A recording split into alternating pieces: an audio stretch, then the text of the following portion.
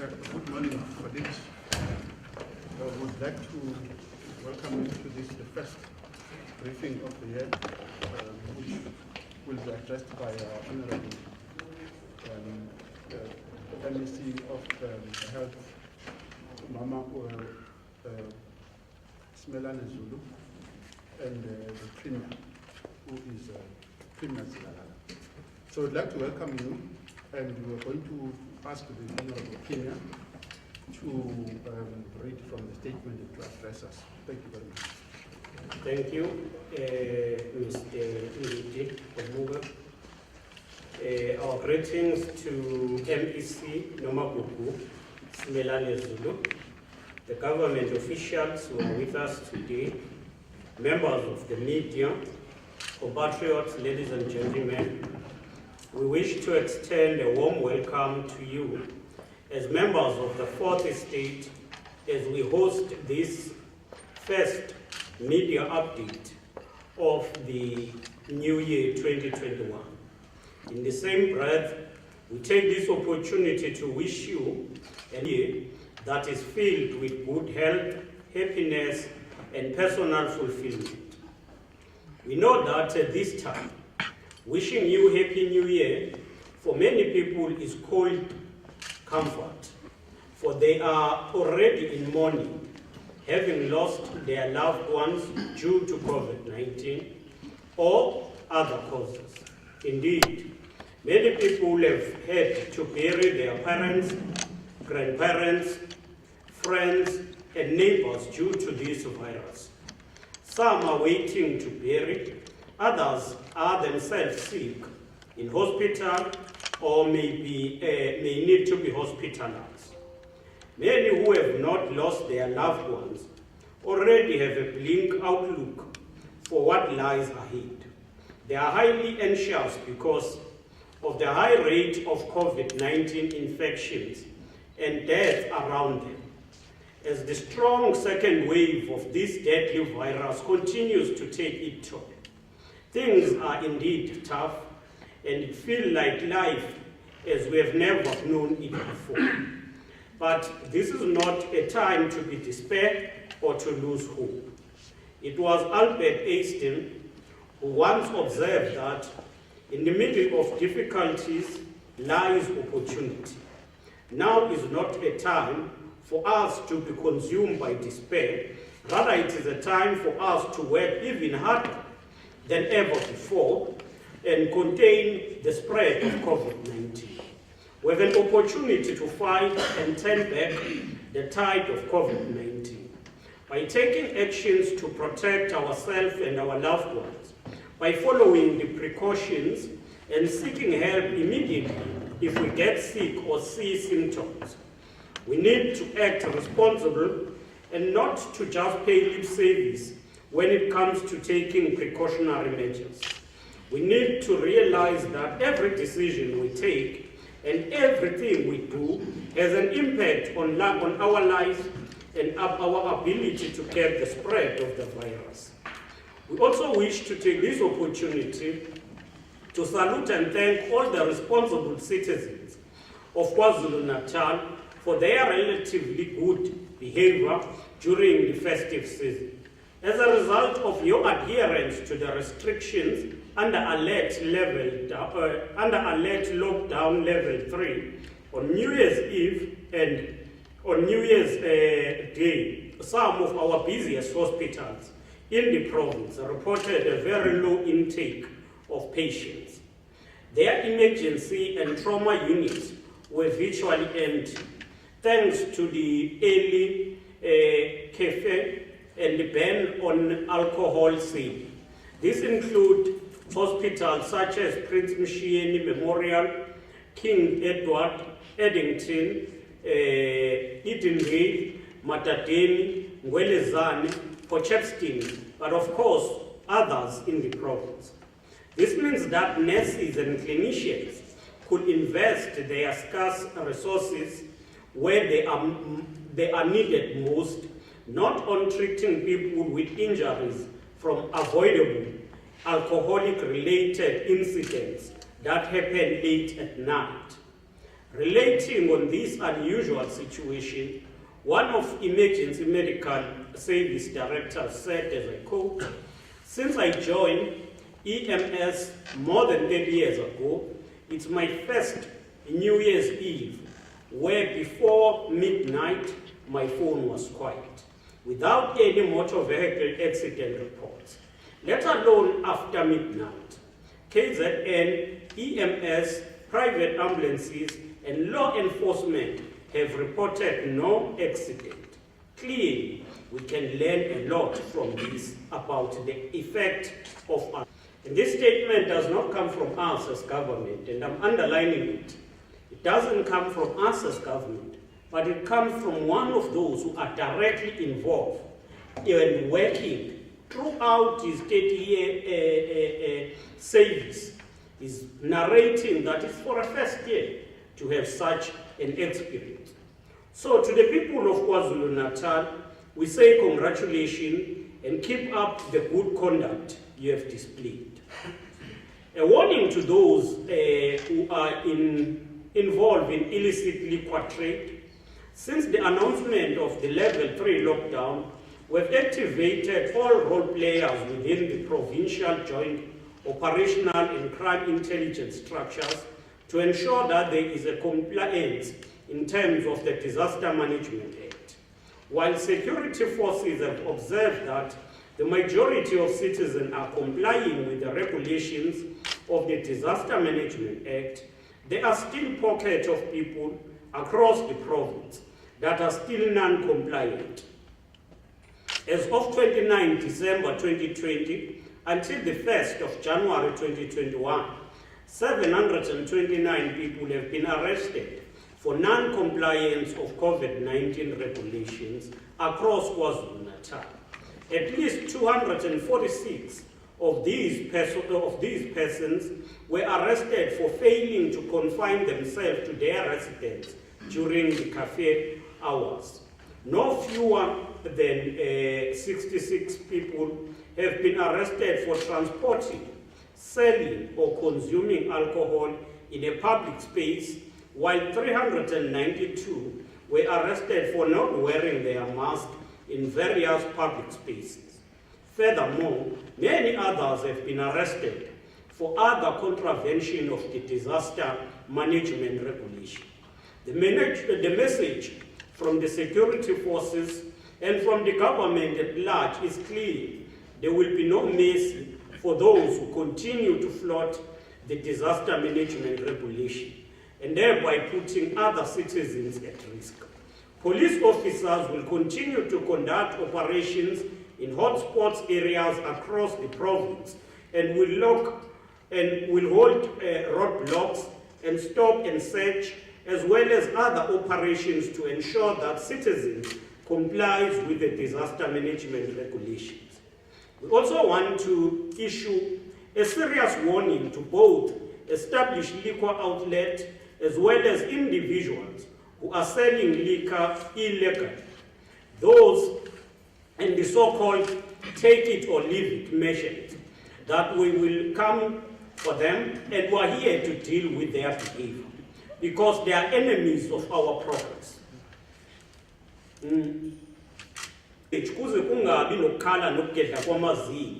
When we confiscate your stock, revoke licenses, and arrest people, because that will have to happen to all of those who undermine the regulations.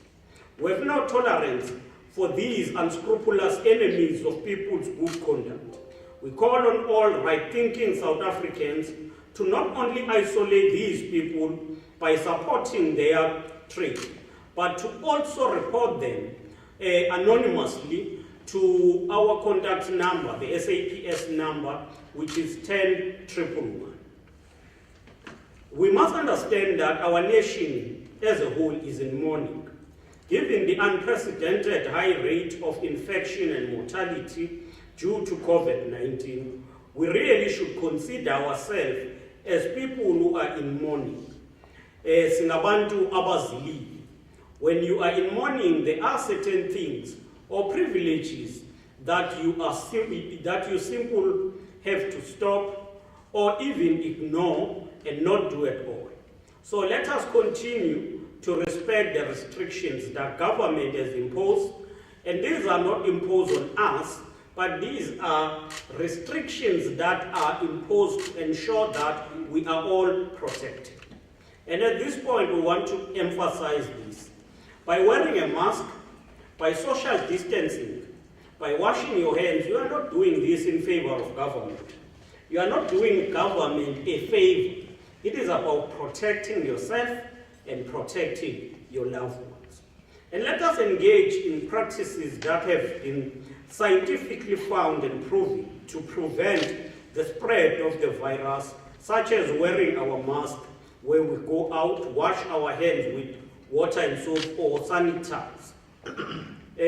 We are extremely concerned that we have started the new year on a bad note, having breached the 5,000 mark with 19 infections. 3 days ago, when we were reporting the stats for the 30th of December 2020, our province had recorded 5,846 new infections and 116 deaths. It was the first time that we had gone beyond the 5,000 mark, let alone approaching 6,000. The next day, on the New Year's Eve, we improved slightly in terms of infections and registered 5,311 new infections. But we registered 134. You that even when numbers of infections slightly decreased on that day, deaths were still high. On New Year's Day, on the 1st, we again saw a slight improvement where we recorded 4,974 new infections and 21 fatalities. As of yesterday, we recorded a total of 4,714 new infections, bringing the province's total number of COVID-19 infections to 209,691. Sadly, 85 people lost their life over the past 24 hours. Again, may their precious souls rest in peace. We equally send our deepest condolences to the bereaved families.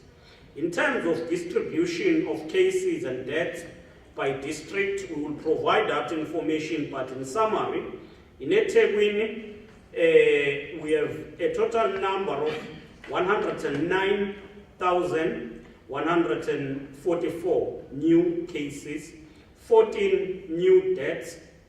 It's not new cases, it's a total number of cases, 109,144. Then the deaths stand at 2,308.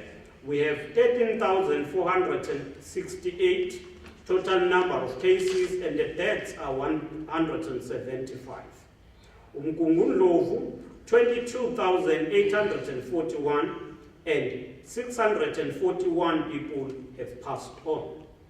In Uthukela, 7,140 total number of cases, and the total number of deaths are 197.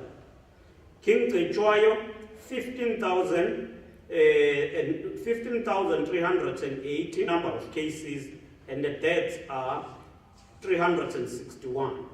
Ugu, the total number of cases is 11,690, and the deaths are 207. Amajuba, the total number of cases is 7,871, and the deaths stand at 262. When it comes to Umkhanyakude, 4,960 is the total number of cases, and the deaths are 114. Hirikwala, the numbers of infections are 5,523, the deaths are 185. Zululand is 6,141, deaths is 92. 3,551, and the deaths are 100. There are unallocated In terms of the cases, 1,982, it's unallocated.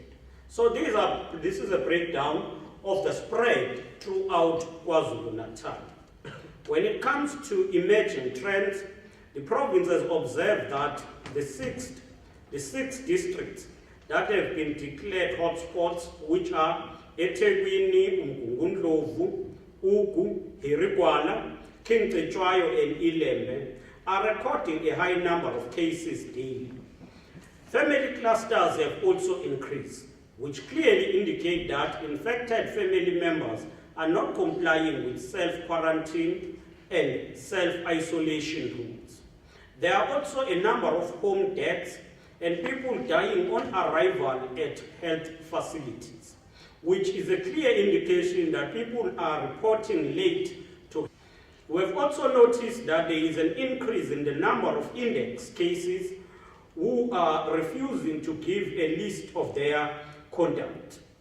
This is highly problematic as it hampers contact and tracing, which is the cornerstone of the public health response to COVID-19.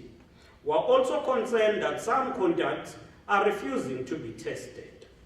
In terms of capacity to respond to this pandemic, we can say that our approach to the second wave as the province, we have prepared more beds in response to the demand. Our response includes the following: repurposing of 540 beds in eThekwini, Ilembe, and Hirikwala. Commissioning of field hospitals, which will give the province an additional 954 beds. The province has also engaged private facilities, which are hotels and lodges, for extra beds, and so far 2 facilities have been commissioned at Ugu and King Cetshwayo district. We must also say that we want us to partner as the society in the fight against COVID-19. And since the confirmation of the first case, which was here in the province in March 2020, as government, we moved swiftly to create bed capacity, as well as we made available human and material resources so that we combat the spread of this virus. We have helped a countless number of people with getting screened, tested, and admitted for isolation or quarantine, which has contributed positively to the number of people who have recovered from COVID-19. Our hard-working and valued field agents, nurses, and other dedicated staff continues to do this on a daily basis. We want to remind our fellow compatriots and citizens of the province that if you suspect that you might have symptoms for COVID-19, the first thing to do is to keep yourself away from other people so that you will not infect them. Continue to wear your mask. You then need to contact your nearest health facility so that arrangement may be made for you to get screened and tested. In some instances, a team of field agents may come to your home and test you. People who test positive need to inform their nearest healthcare facility so that they can be sent into isolation. We are now at an advanced stage of re-establishing our sector facilities which accommodate people who cannot isolate themselves at home. We plead with communities to protect and look after our field agents when they come to test people at their home. You must remember that you or your loved ones could need their services in the near future. We are also encouraging people to download the app, the COVID-19 app alert, so that they may find out if their friends or those that they've come in contact with have tested positive or not. This app will not reveal any name, but it indicates where you stand as a person as far as the exposure to COVID-19 is concerned. With regard to healthcare workers, a total number of 8,723 healthcare workers have now been infected with COVID-19 in public sector since the beginning of the pandemic. Of the total infected, 98, which is 1%, have sadly succumbed to the disease. The majority of the infected healthcare workers are nurses, and that is 56%. In terms of admissions in hospital, as of the 2nd January 2020, the province had 4,340 patients admitted in both private and public hospitals. Those who were in private hospitals were 2,474, and those who were in public hospitals were 1,866. Of those admitted, 472 patients, which is 11%, required services. Private hospitals have more patients in ICU. Among those who are requiring intensive care, 139 were ventilated in both private and public hospitals. Of the total available COVID-19 dedicated isolation beds, 1,925 were vacant. 1,925 were vacant. Of the total ICU beds, 127 allocated in public sector were occupied, meaning that we have 50% capacity in the ICU. And this tells you that the fake news that have been spreading around are far-fetched and just serve to mislead the people. We want to send a strong message that we have noted a number of conspiracy theories, particularly on the social media, from people claiming that COVID-19 does not exist and that it is somehow related to 5G mobile communication technology.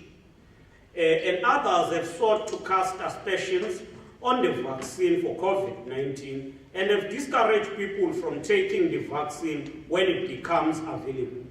We are pleading with those people to stop spreading fake news and malicious misinformation.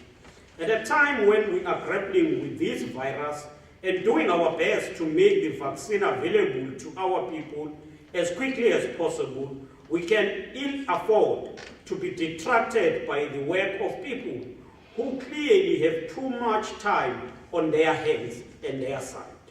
We plead with the people and these people to stop misleading the nation. Rather, invest your time in researching the real origin of the virus from reputable academics, and also try to gain a better understanding for yourself rather than spreading lies. Call upon each and everyone, each and every citizen of this province to help us and save life. We all need to realize that we are in a difficult time and behave like people who are in mourning, as we indicated earlier. That's what the new normal is all about. Young people in particular have been found to be among the biggest contributors to the movement and the spread of COVID-19. This is largely because the vast majority of them tend to be outgoing, but also because they tend to contract the virus and not show symptoms. But when this happens, they are still infectious, and they easily pass it on to the older people and grandparents. And then, as a result, some of the people become sick and others end up passing on. This is why it is important for the youth and all of you to the precautions and avoid large crowds.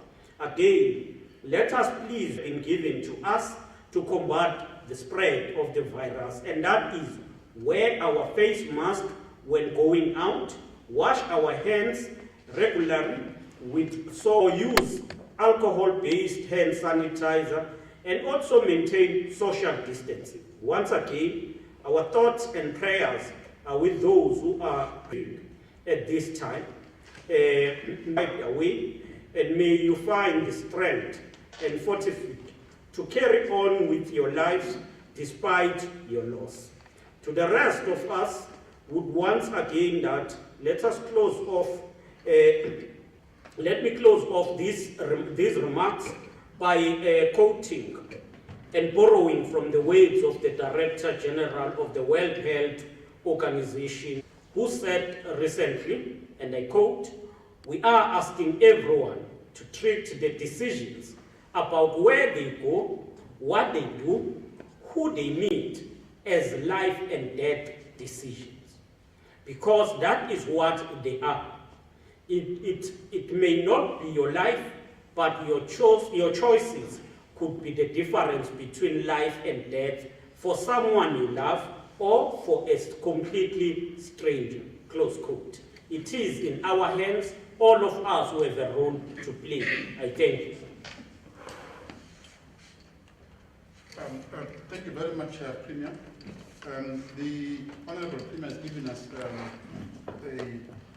very clear and detailed, informative statement. There may be who are joining us from outside and from within this room who may have questions of clarity. We're going to take those now, and we have the Premier and the MEC who are going to respond as the Premier will direct. So we are going to then start with the next of the questions, or we'll start here. We'll maybe take a quick round here, and then respond to the other questions that are coming in from outside remotely. So let's start inside then with Baumjali. Can I just ask us to introduce ourselves quickly when we ask the question? So we'll start with Babu Fraser Mjali there, and please ask the question. Fraser Mjali. Am I audible? Fraser Mjali from Phumelela newspaper. I just want to know how accurate are these figures that were given. The reason I'm asking this is because some people are said to be dying out of health institutions. They leave home, they go somewhere, they come back, they are dead. And from there they go straight to the mortuary. So I just want to find out how accurate are these figures. That's number one, but I'll ask a question later, another one. Thanks. Can I just do this side and then come to my left? Can I go for you, Baba? I can't see you. Can you introduce and then ask the question? Okay. Mohamed Gama from SABC. There are reports that Providence now has the status of the highest number of positive cases nationally. I'd like to know why is this the case? Is maybe the number of visitors that came to our province, or is there other factors at play here? Thank you. Okay, that's clear. That's clear enough. There's a daily news. Yes. Ma'am, can you just introduce yourself quickly and then ask the question? Thank you. So my idea from the daily news. My first two questions are for the Premier. The statistics that you shared with us about illegal liquor trading, people who are arrested for breaking the curfew, where did you get them from? Are those from SAPS, police, other law enforcement agencies? I just want clarity on that. And queues at the post office can be perceived as a super spreader. People are always on top of each other, it's crowded, and there's a lack of social distancing. Does the province plan on doing something about that? And then my third question is for the MEC. MEC, following your webinar the other day, the chairperson of the South African Medical Association said that claims about there being enough beds were misleading. Patients are also on stretchers, branches, and wheelchairs to be admitted. Moreover, there was a dire shortage of medical staff who are overworked and on the verge of burnout. Oxygen and PPEs are also an issue. PPEs currently are substandard and they break when they are used, and don't offer the correct level of protection. From my side, one hospital in particular is in KwaZulu Natal, where there is not enough PPEs.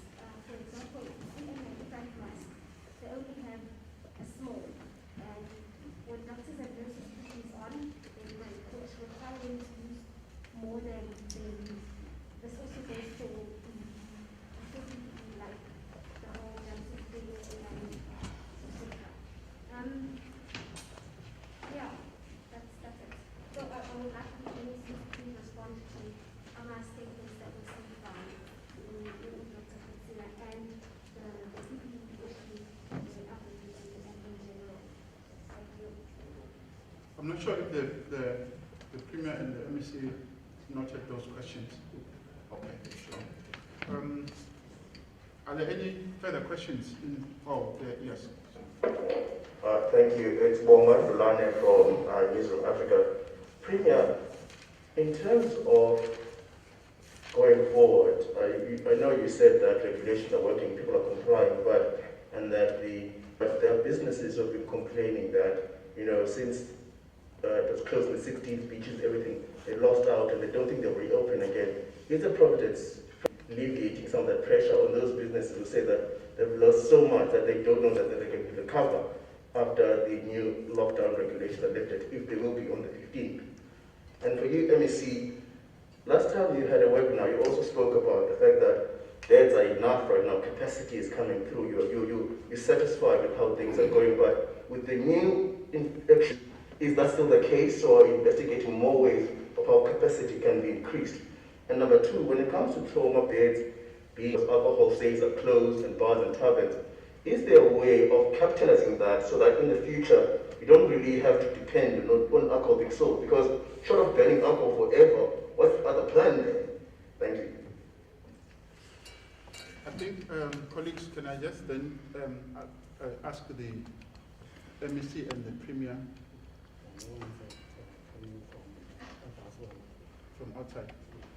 Yes, so there's a couple of questions from the social media and from outside in our WhatsApp group. The one is related to does the province have enough capacity to bed capacity? That's one question. The second question is is the province satisfied that the preparations for the second wave, so it's very similar to the question that was asked earlier, satisfied that preparations already, that preparations for the second wave are sufficient or adequate? Those are the questions so far. I think we're going to take one round unless there's any other burning issue. Thank you very much. No, thanks. I will answer questions that do not relate to the health and leave those that relate to the health department to the NEC. But I want to comment on one, the high number of infections. I think it will be incorrect of us if we would want to apportion that to the visitors. Because those who come from outside, once they are here, whether they are tourists or what, they are in KwaZulu Natal. We always want them when we want to grow the market. So we want to grow the economy, you invite people. When they are here, you begin to say, no, it's you who are a problem. We will not take that approach. The second issue, Tobela, the source of the data. We have a joint command where all law enforcement agencies are operating, reporting on daily basis. The officers from what you would call municipalities will escalate numbers to the districts. And in districts, that's where each district compiles data. It is then sent provincial. So when we talk about the province, we talk about the whole. Our operation is having footprint in each and every locality in the province. The issue of the post office, we will try to attend to it. As you raised it, we have also received reports from our own operational centers that this matter is beginning to be a problem and we need to attend to it. We will be raising it with the National Command Council and the National Minister. I think those were key. The last one is about the businesses that have closed. We are working on launching a comprehensive economic recovery plan at the end of January or beginning of February. That follows the unveiling of the recovery plan by the President. But we have to say what is then the structure of the economy in KwaZulu Natal, and link with what the President has presented, what is it that we believe that we should do to stimulate growth of the economy.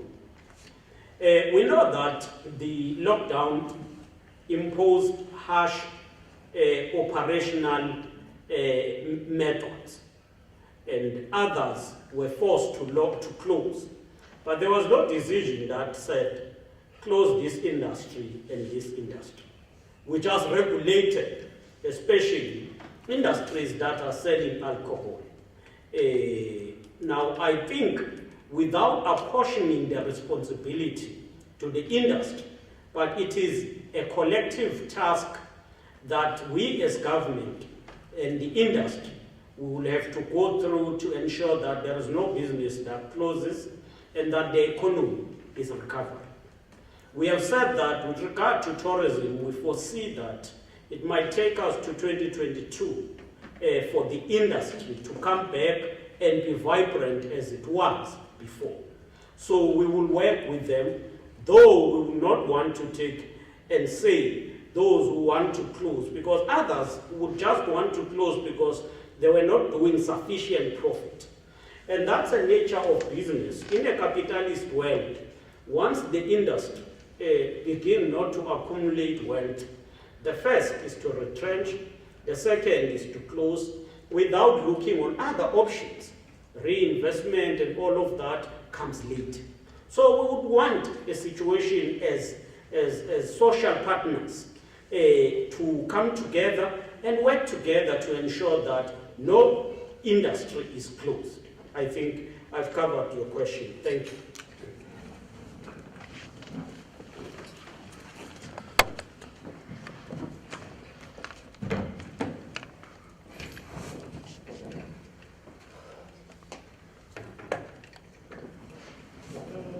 Good afternoon, ladies and gentlemen. Good afternoon to the Premier.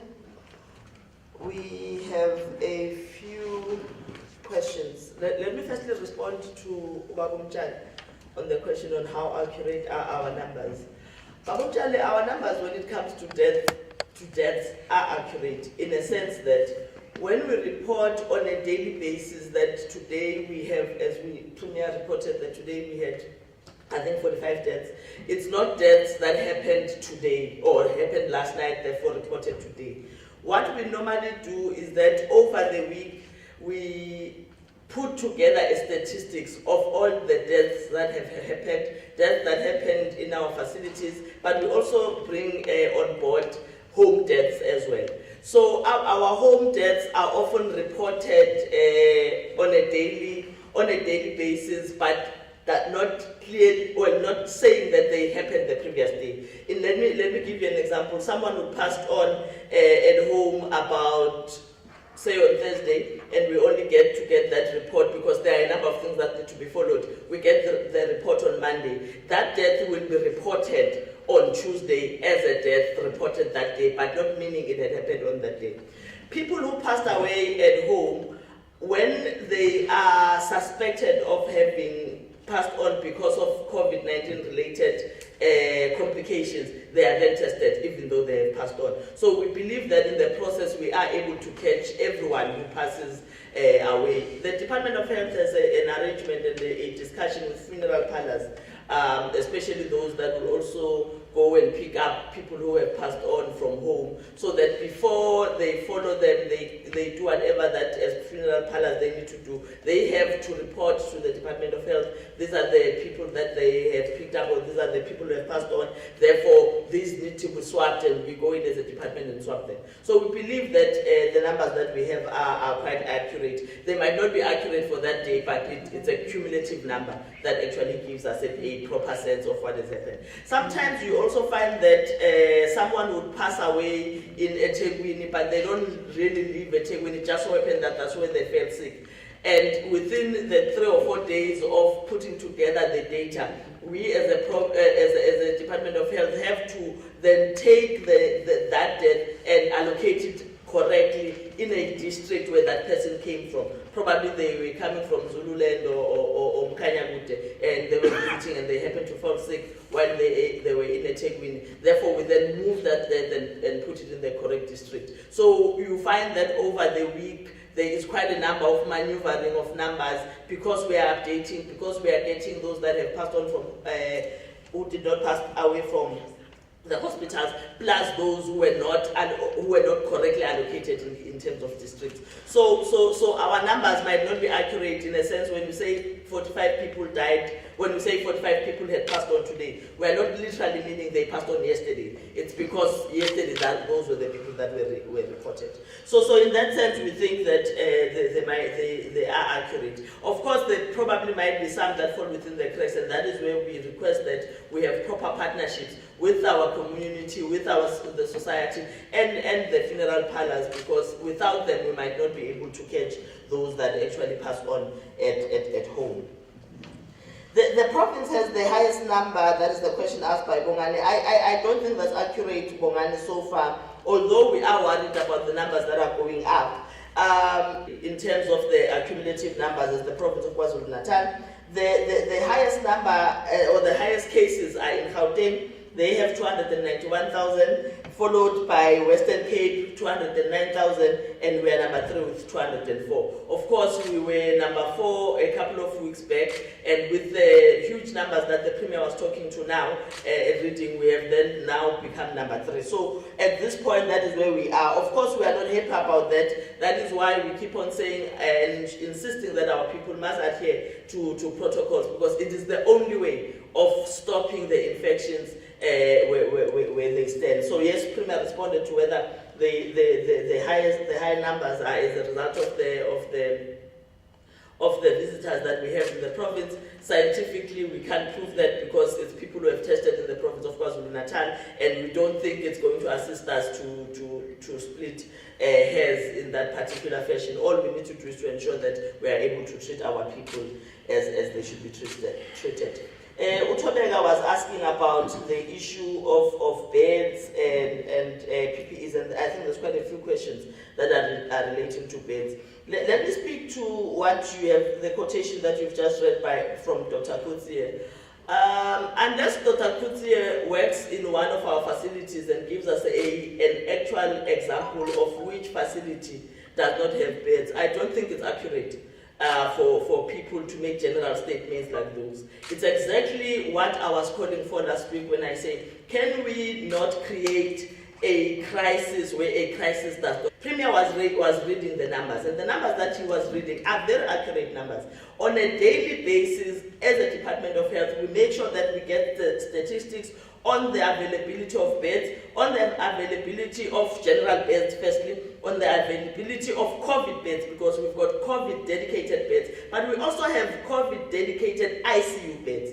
And at any given time, we know which facility has what bed. Yes, it happens that some facilities will run out of beds because of the number of patients that they see. And if that particular facility runs out of beds, we immediately kick in our plan and we move patients to the next facility. You take Mpumalanga, for instance, as a district. This is the reason why we have created a field hospital in Royal Showgrounds, because we want to make sure that all the facilities that are in Mpumalanga are not inundated and have too many patients and don't know what to do with the patients. So if Northdale, Edendale, Grays, even Richmond run out of beds, we know that we then have a proper referral system on how we refer those patients to the Royal Showgrounds. Royal Showgrounds as a field hospital has more than 250 beds. And as we speak now, we've not utilized even 5% of those beds. So there is no way we can say we have run out of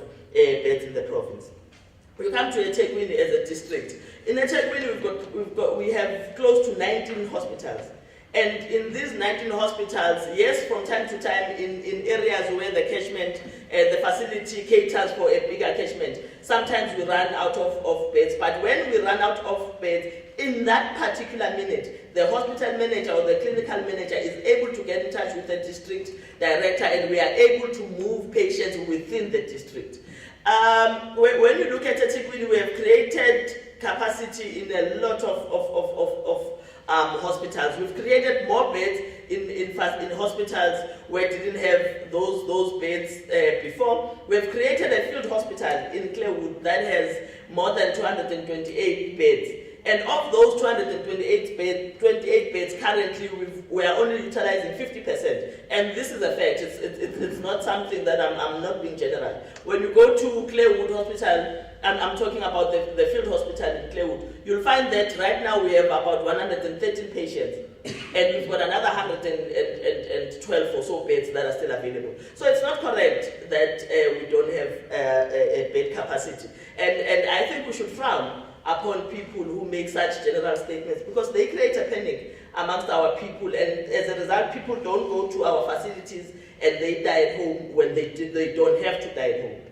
So we are making a call that our people should make their way to our facilities. We have enough beds. Should there be not a bed available in that facility where you are in, we already have a plan. Our plan kicks in. Our EMS moves patients from one facility to the next. We even have a plan that says, should we run out of beds in a district, we will move those patients to a different district that is closer to them. It has not happened yet. It has not reached that point. We are very far from that point right now. But it is our plan, so that if we run out of beds, then we do have a plan. Because the reason why we have that plan is that when you look at our districts, you find that it is almost the city centers that are inundated that has bigger numbers more than the rural districts.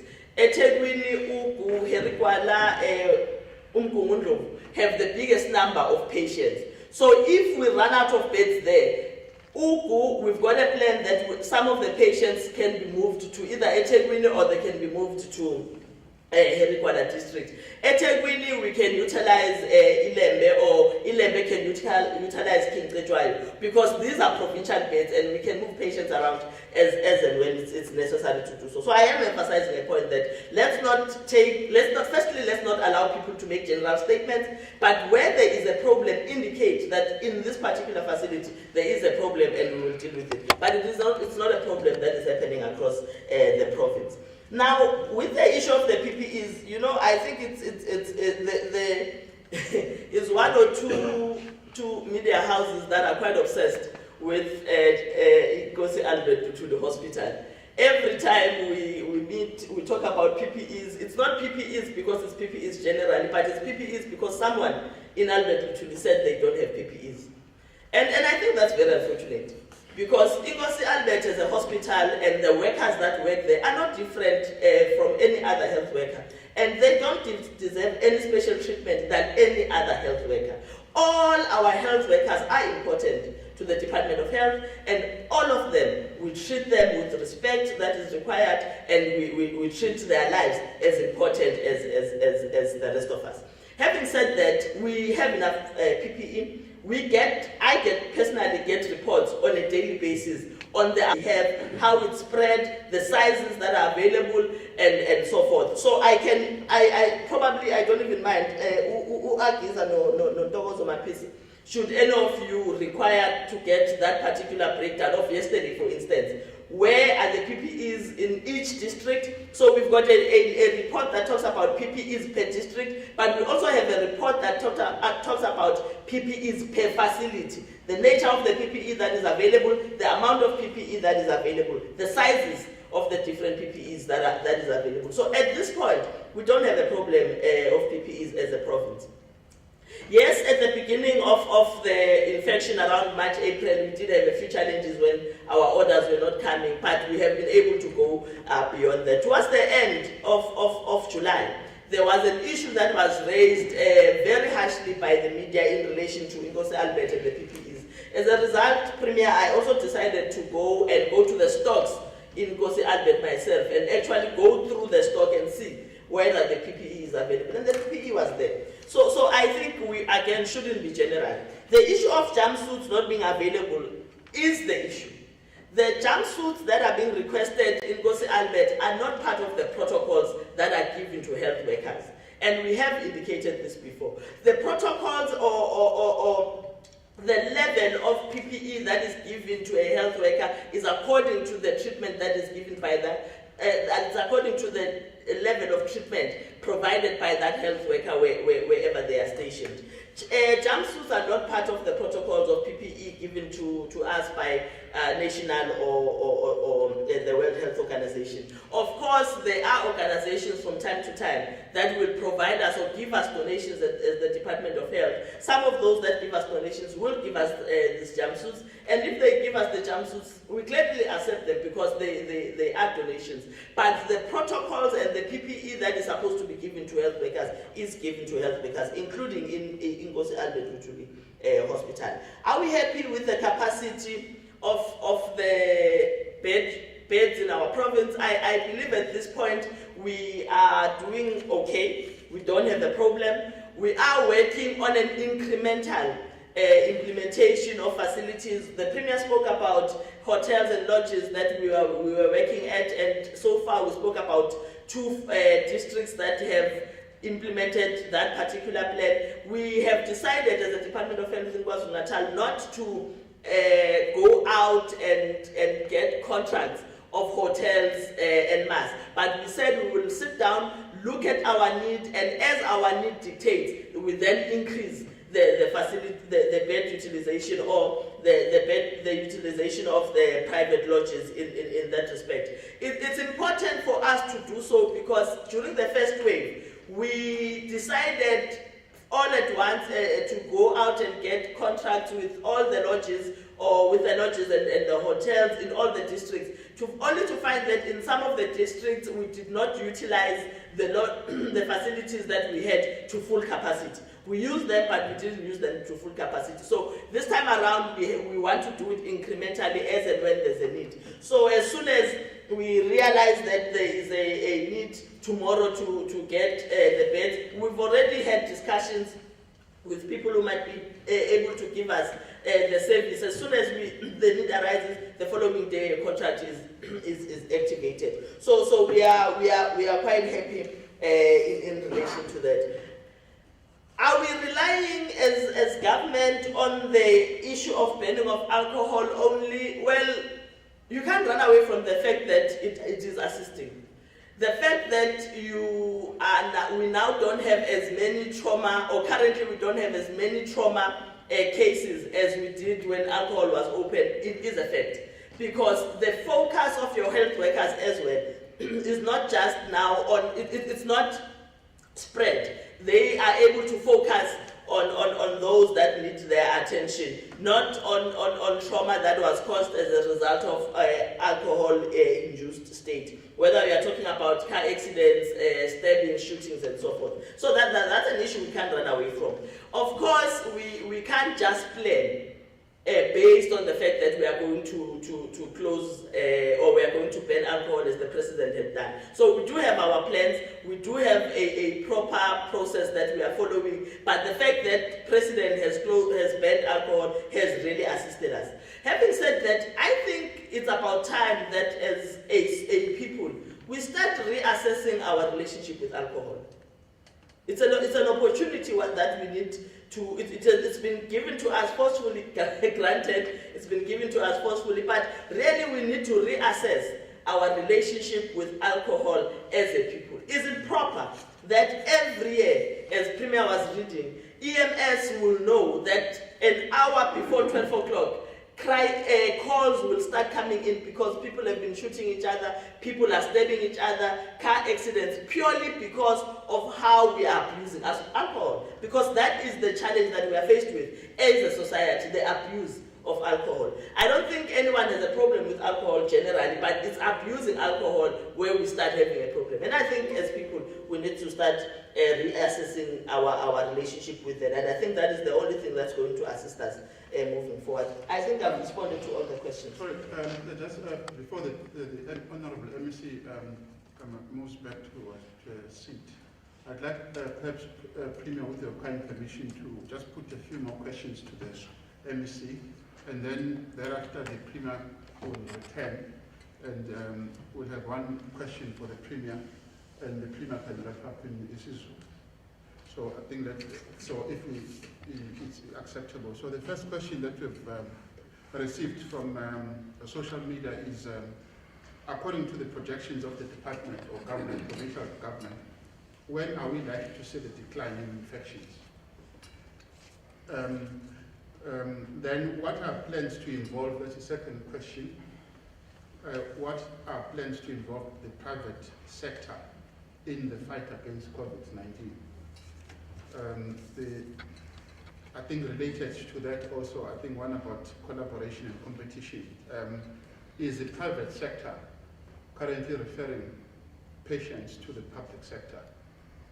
So, the final one from Yanta Singh, it's how do we, as the public, access the quarantine or facilities and the field hospitals? That members of the public, how do they access the field hospitals or quarantine centers?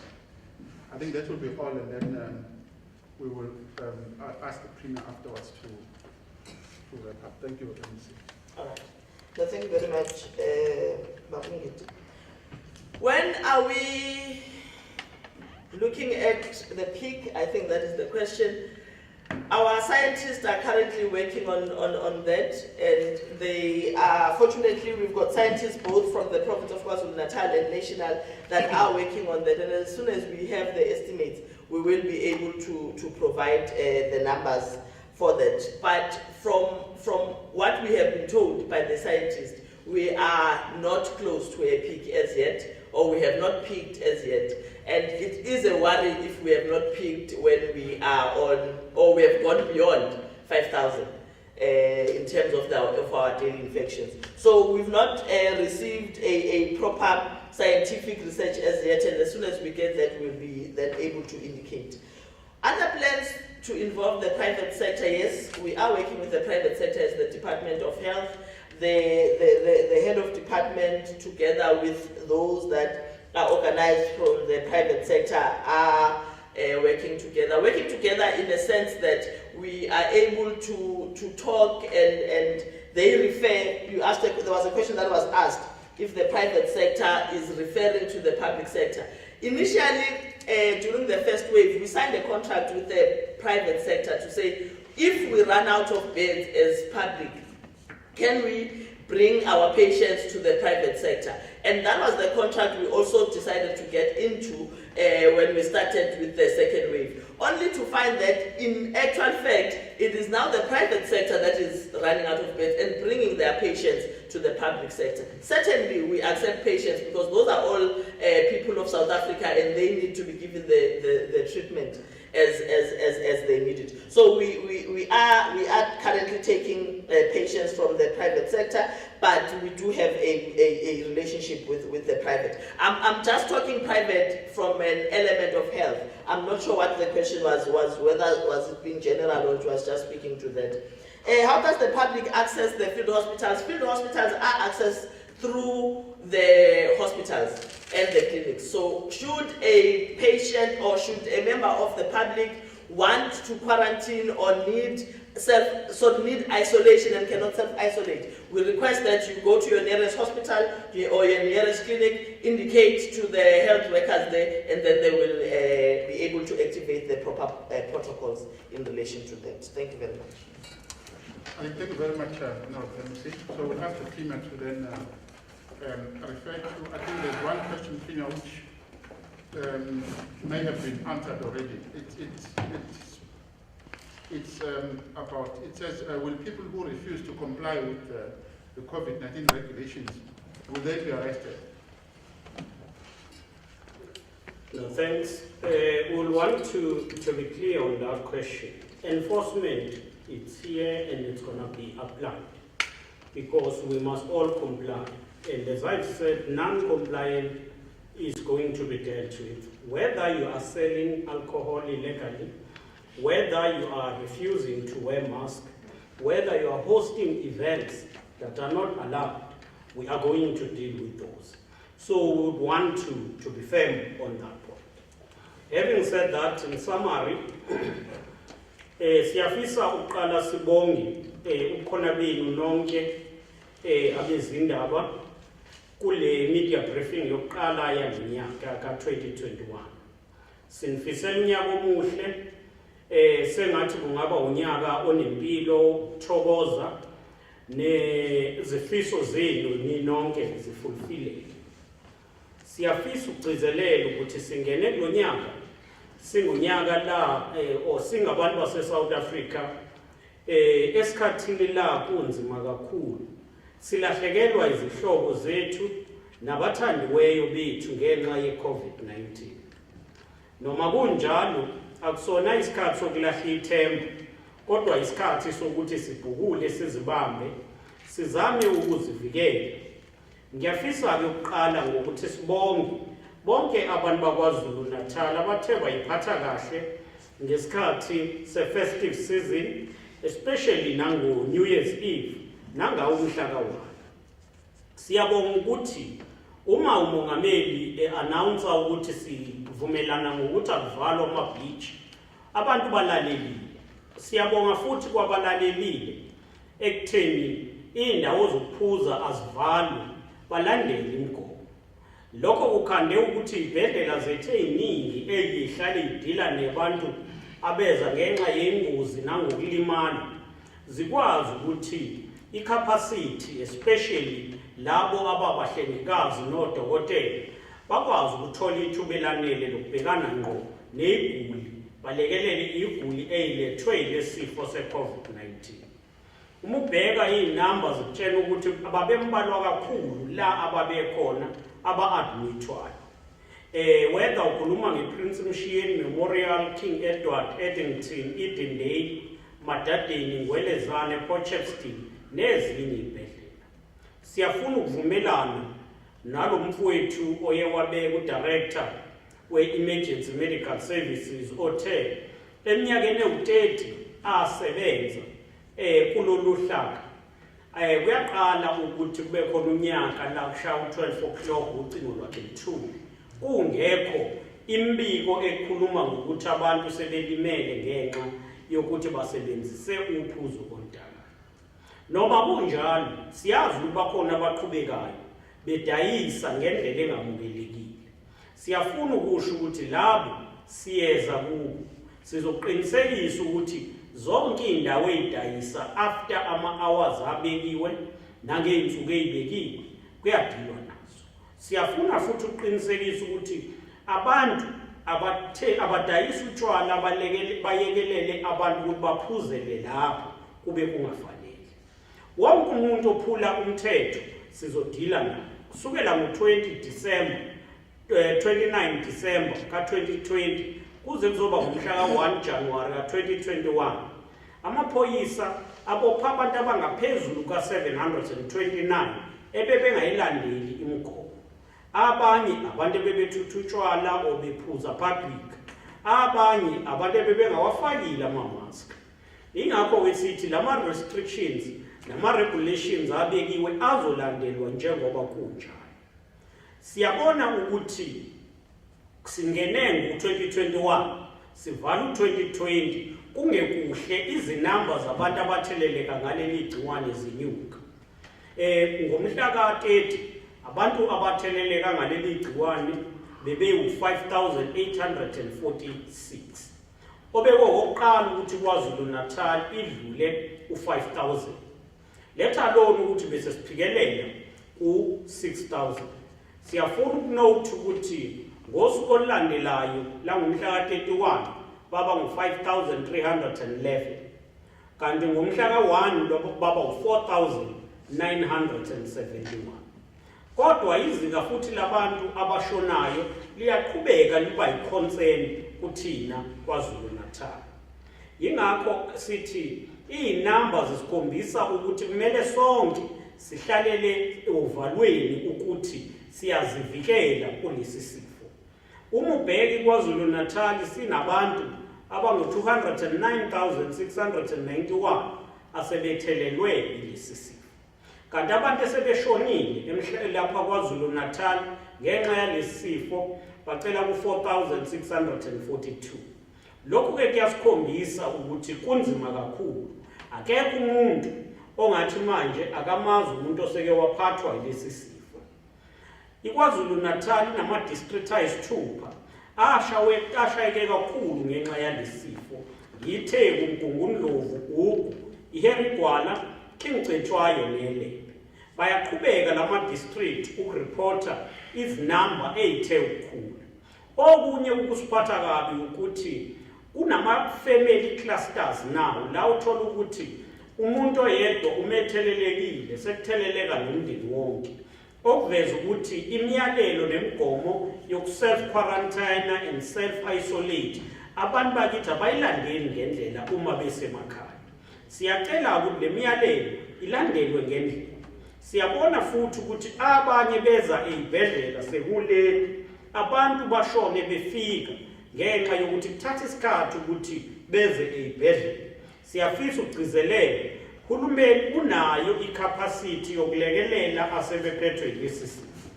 Yingakho sisho ukuthi eThekwini, iLembe, iHerigwala sesilungise eminye imibhede engu-540 ukudila nalesi sifo. Ngomnjalo kuneminye u-954 esiyilungisayo throughout KwaZulu Natal. Ngisho futhi ukuthi sisebenzisana nabaphathi bamahhotela ney'ndawo lezi zokuvakasha, ama-lodges, ukuthi sithole i-bed capacity yethu ithi ukuba increase. Yingakho-ke sithi wonke umuntu makangisabe, makeze esibhedlela emtholampilo kusekile. Sinabantu abangu-8,723 abangabasebenzi bezempilo sebetheleleke ngalesi. Kulaba iningi liyasimama liphile, kodwa ngeshwa abangu-98 badlulile emhlabeni kusukela lesi sifo saqala. Yingakho-ke sigcizelela ukuthi ukwehlisa iy'namba zabantu abaye esibhedlela ngokuthi siziphathe kahle kuyasilekelela sonke. Mangisho ukuthi kunabantu abafafaza izindaba engelona iqiniso.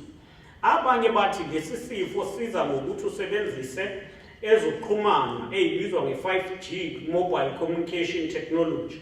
Konke lokho akunayo umsuka obambile. Abanye baze bafune ukuqagela ukuthi i-vaccine okukhulunywa ngayo ngeke ibe healthy and izokhanda iy'nkinga. Yonke leyo nto siyacela iphele ngoba akusilekeleli ukusabalalisa izinto engelona iqiniso. Sinxusa umphakathi wakithi ukuthi wazi ukuthi siphila esimeni esiyi-new normal, esidinga silandele khona imigomo esingakaze siphile ngaphambili, siphile kuyo. Ngalokho-ke sonke masiqhubeke nokuthi siwashe izandla ngamanzi nensipho isikhathi nesikhathi, noma sisebenzise i-sanitizer.